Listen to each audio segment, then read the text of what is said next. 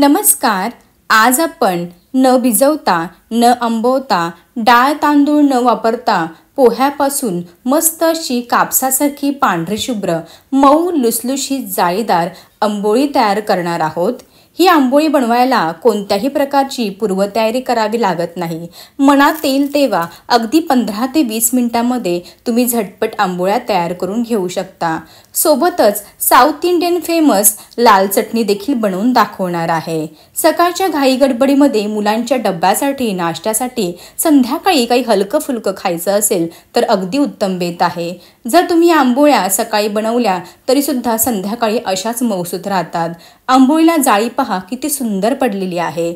वेळ न घालवता रेसिपीला सुरुवात करूयात. जर तुम्हाला माझ्या रेसिपीज आवडत असतील तर चॅनलला जरूर सबस्क्राईब करा.